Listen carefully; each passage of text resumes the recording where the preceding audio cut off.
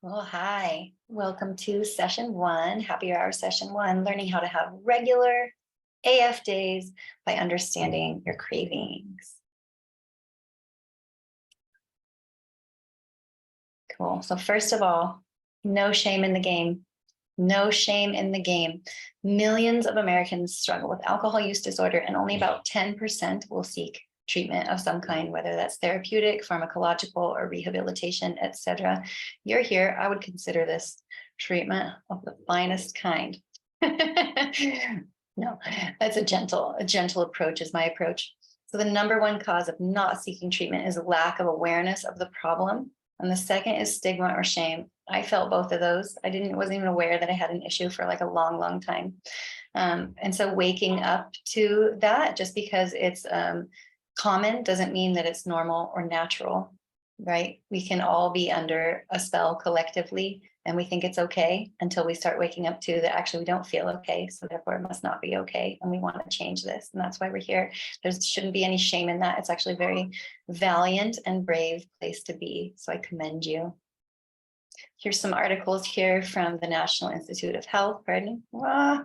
Jumpy. These links will take you to the medical journal if you want to read about those stats, but that's where I got these stats. Okay, so first and foremost, just expect to feel urges and cravings. And I know for me, I didn't even know what that was for a long, long time. I just thought, oh, I feel like doing this, so I'm going to go do that. And not even really being aware of the terminology or the anatomy of an urge or a craving, but there is one. And so just being aware that that's what's happening to you. Is that you're not going crazy. You're just experiencing this psychological phenomenon that you're so used to doing something all the time. And when the impulse comes and it's like ready to respond, and then you don't respond, it feels disorienting and uncomfortable because your body loves habitualization. It's really, habits are a way that we solve our problems, right? So we don't have to go reinvent the wheel all the time. But when we've made the solution alcohol, then it just has become problematic because we've put a maladaptive behavior in a place where there's so many other options, right? There's so many other options. As we all know, we can go outside, we can take a walk, we can drink a glass of water, we can sing, we can do so many other things, but it's because we told our brain and told our body it's just so easy to just have a drink. It's just the simplest, quickest way to feel better. So that's what we do. But now that we're wanting to dismantle that habit, we want to look at like what's happening bit by bit by bit. So your brain is just totally used to you drinking at certain times and situations. And so it's going to expect it. Your body has memorized the habit. You have cellular memory of it. You have strong synaptic connections around the habit at specific times and situations and places. So what we want to do is just like bring as much of that into our conscious awareness as possible. So it's just not going under the radar and we don't act automatically. Okay. So that's what we're going to do. We're going to get ready for that to happen because that's what's going to happen. So understand that an urge or a craving is a psychological phenomenon. It's temporary. It's not a fixed state. We can't live in that heightened state of activation all the time, or we'd totally all be dead. So I'll explain. Cravings come on like a wave. And so we call it the crave wave. In natural and alternative therapies, it's referred to as riding the crave wave or urge surfing and cravings. So here's this image here. This link is live. This is an active link. If you want to click that, you can go to this site. I forget exactly where I got it from, but it will describe what I'm about to describe to you in more detail. So first, there's the trigger or the impulse, which can just even be a typical time of day. It can be when you make dinner. It can be when you finish that meeting, whatever it is, something, and there's an external stimulus that your body recognizes and it sets into motion the wave. So there's a buildup of like thinking about it and planning how you're going to go and have a beverage or what has been normal for you. It's normally during the build, and sometimes just right at the trigger, right? We don't even let ourselves get to the buildup of feeling uncomfortable, like we don't have it. But sometimes things are out of our control, like in a restaurant, for example, if the server like doesn't come quickly enough to like take your order and bring you your drink, that is experiencing the buildup, right? I think that most of us have had that experience of like agitation, of like, it's not coming fast enough, like I can't get it quick enough. It's somewhat out of your control. So it gives you feelings of anxiety, which like that is part of the buildup. And it's normally right in this space where we just react, we get rid of that itchy, scratchy feeling. And once we have the drink in hand, like, oh, it can be better, because that drink has come to symbolize and signify so much. We've put so much emphasis into it, and therefore put a lot of our power into something else that is no longer within us. So that's why it feels out of control, is because we've put way too much emphasis in this thing that is external from us. We've given our power to it. So what we're going to do is take our power back from it, take our attention and our energy and our focus back from the drink, back from alcohol. And that does take time, but just to bring more into our awareness, that is the long-term goal. And that is what gives you sovereignty. And that's what gives you freedom, when you collect all of your time, energy, attention, and power back from putting it into something else that is going to make you feel better. So the trigger in the buildup is normal when you would react and just go get the drink and make all of that, fix it as fast as you can. But if you ride through, and when you do, and this is what's going to happen, you're going to ride through that phase. The trigger, the impulse, the wanting to have it, the thinking about going to get it, that's all part of the buildup. And when you don't react in that time, it's going to come to a peak, it's going to crest. It's going to feel like a moment of intensity where it's just like, that's another point where we just cave, right? But just stay with yourself, and this, just recognize like, this is just happening through me. It's not happening to me. This is not going to kill me. I'm not going to die from this.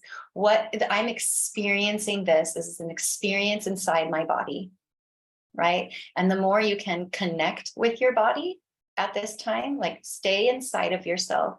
There's nowhere to go or run away from.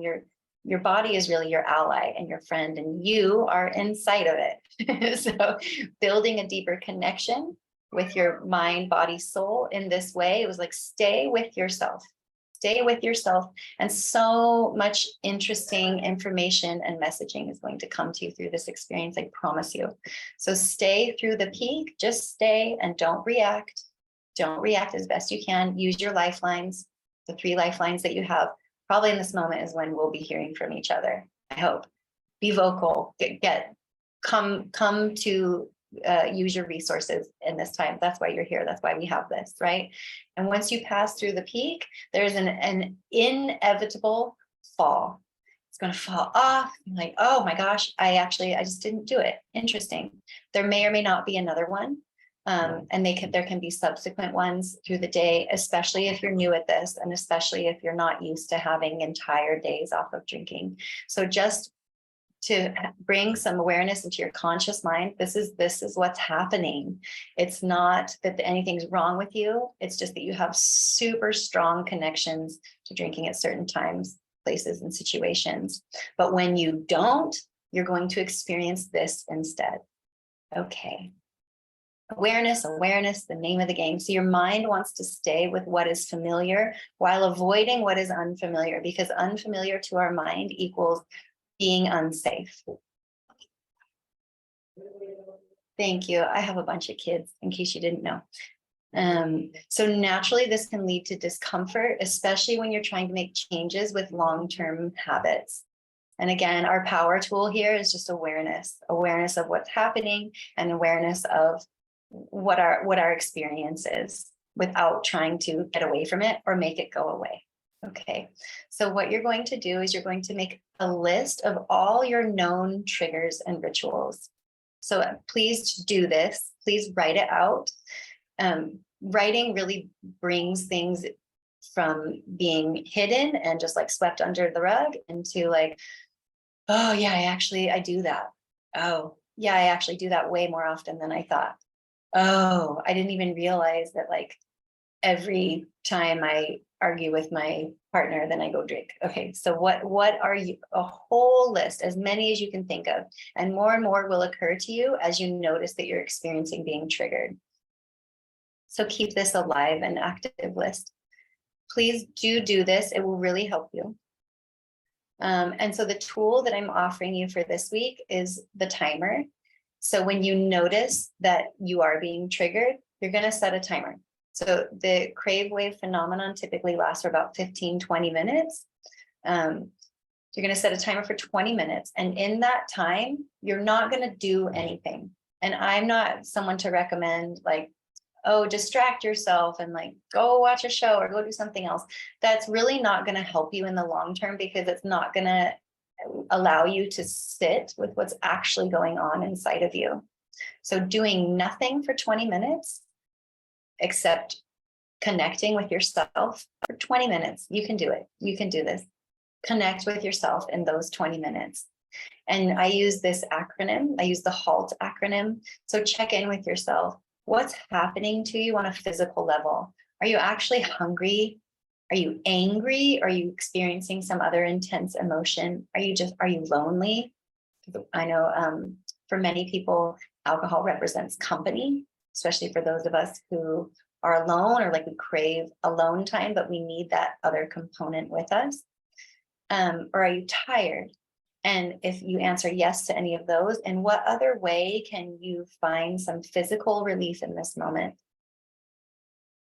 Do you need a big glass of water? Do you need to eat some protein? Do you need to just lie down for a minute? Are you actually just tired?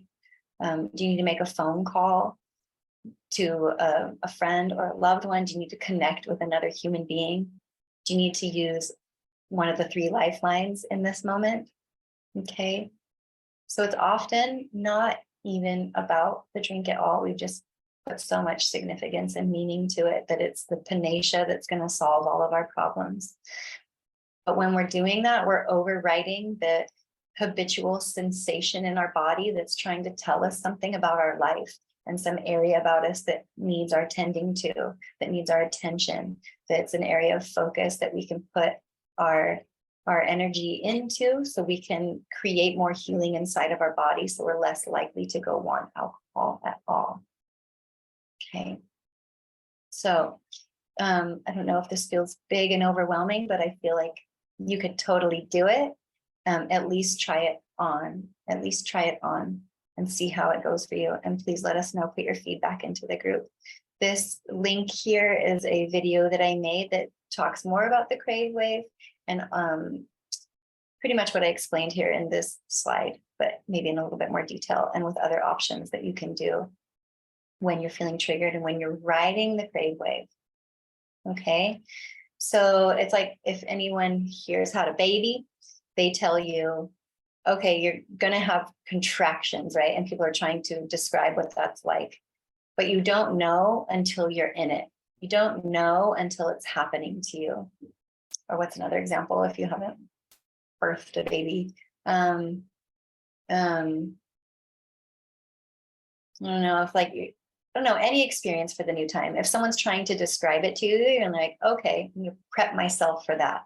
And then when it happens, your mind connects the dots of, oh, this is the thing that was described to me. This is what I was taught or instructed to be aware of. So that's what this is. So when the next time you feel that you are being triggered to have a drink, your mind is going to have more recognition and awareness of, this is why. It's because I've immediately reacted or responded when there has been a trigger or just even a ramp up. But now you're just going to see what it's going to be like to take that wave all the way through. It's just a wave. You've experienced the beginning of it time and time and time and time again.